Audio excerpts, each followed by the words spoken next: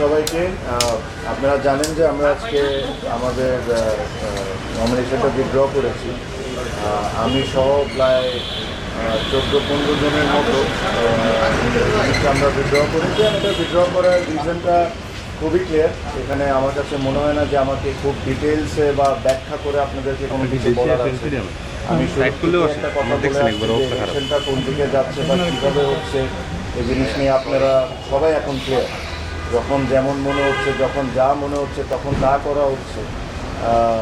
এটা এটা আসলে ইলেকশন না, এটা ইলেকশন না। আর ক্রিকেটের সাথে এই জিনিসটা কোনো দিক থেকেই মানে না। আপনারা আমি শিওর যখন ইসি তালিকা দিবে যে আজকে কারা কারা উইথড্র করেছেন, তাদের নামগুলো আপনারা দেখলেই বুঝতে পারবেন যে তারা সবাই তাদের জায়গার থেকে হেভিওয়েট, তাদের ভোট ব্যাঙ্কও ইজ ভেরি স্ট্রং। এটা হলো আমাদের একটা ওয়ে অফ প্রোটেস্ট, যে এখান থেকে এসে যে এই নোংরামির পার্ট আমরা থাকতে পারবো না। এখানে ধরেন বিভিন্ন ধরনের বিভিন্ন সময় অনেক ধরনের কথা বলা হয়েছে, but end of the day আমার কাছে মনে হয় যে এই নোংরামির সাথে আমরা কোনো দিক থেকে কোনোভাবে পার রাখতে পারবো। আর সেকেন্ডলি আমি একটা জিনিস সবসময় বলছি, ক্রিকেট, বাংলাদেশ ক্রিকেট এটা ডিজার্ভ করে না, বাংলাদেশের ক্রিকেট ফ্যানরাও এটা ডিজার্ভ করে না।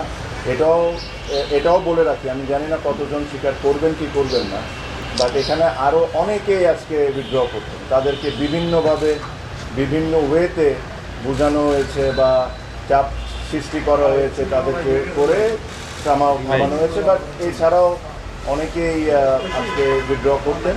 তাও 15 জন যদি আজকে করে থাকেন, যদি আমি রাইট হয়ে থাকি, এটা একটা সিগনিফিক্যান্ট নাম্বার। অলমোস্ট 50% আপনার উইথড্র করে রয়েছে। তো আমি এই বিষয়ে কোনো এক সময় ডিটেলস আপনাদের সাথে কথা বলবো যে কী হয়েছে কী হয় নাই। আমি একটা জিনিসই বলবো যে যারা বোর্ডে আছেন তারা যদি এভাবে করে ইলেকশন করতে চান করতে পারেন, জিততেও পারেন। বাট আজকে ক্রিকেট 100% হেরে গেছে, এটা নিয়ে কোনো সন্দেহ নাই। আপনারা বলেন বড় গলায় যে বাংলাদেশে ফিক্সিং বন্ধ করা লাগবে, আগে ইলেকশনের ফিক্সিং বন্ধ করে পরে ক্রিকেটের ফিক্সিং বন্ধ করার চিন্তাটা করি।